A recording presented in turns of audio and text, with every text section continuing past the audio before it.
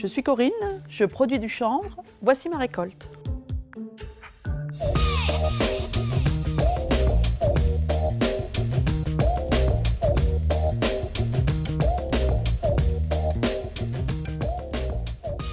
Donc voilà tout ce que je fais avec mon champ de chanvre. Voilà tout ce qui est produit. Voilà la tige. Après la récolte, et dans cette tige, il y a deux parties.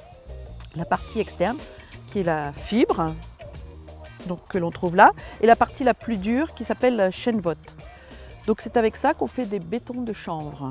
Donc c'est assez simple. On mélange la chènevotte, de l'eau et un liant, et on obtient des bétons de chanvre.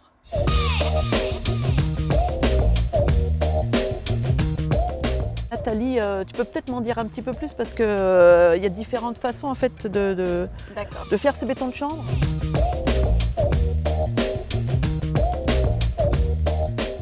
Donc vous avez 4 façons différentes d'utiliser le chanvre dans la construction. Vous avez ce qu'on appelle la sèche, c'est-à-dire un matériau qui est déjà sec en arrivant sur le chantier. Donc soit il va être comme ce bloc-là, un système de parpaing, soit il va être préfabriqué. Et puis vous avez deux modes constructifs qui sont par voie humide, c'est-à-dire qu'on va poser le matériau de façon humide. Soit il va être projeté pour être sur une structure bois, soit il va être ce qu'on appelle banché, c'est-à-dire qu'il va être tassé entre deux parties fixes. On n'a pas dit peut-être aussi que c'est des maisons qui sont confortables à vivre l'intérêt thermique, acoustique. Donc les gros atouts de la construction chanvre, c'est qu'en fait on est sur un habitat qui est hyper écologique. Déjà au niveau culture, mais également au niveau qualité du bâtiment. On est sur des bâtiments qu'on appelle perspirants. Perspirant, ça veut dire qu'on est sur un bâtiment qui respire.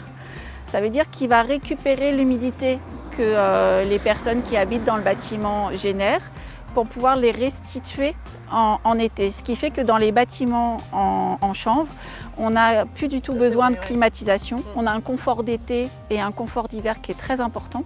Et on consomme tellement peu d'énergie que pour une maison de 150 mètres carrés en béton de chanvre, on utilise 15 stères de bois à l'année pour chauffer, ce qui veut dire qu'on utilise à peu près, suivant le prix du stère, entre 50 € à 80 € à l'année pour chauffer. Donc c'est une matière végétale, Nathalie. C'est vrai qu'on me dit souvent, est-ce que ça résiste au feu? Est-ce qu'il faut faire attention, les nuisibles?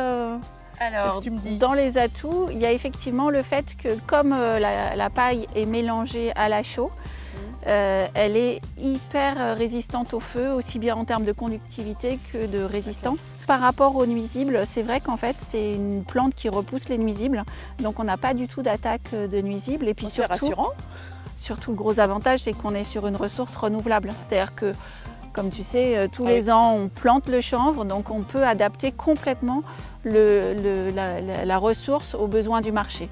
Et ça, c'est vrai qu'on n'est pas sur une matière minérale où on pompe des ressources. Là, on est vraiment sur une ressource qu'on génère par rapport à un besoin. C'est une plante géniale. Et abonnez-vous. Et si vous avez des questions,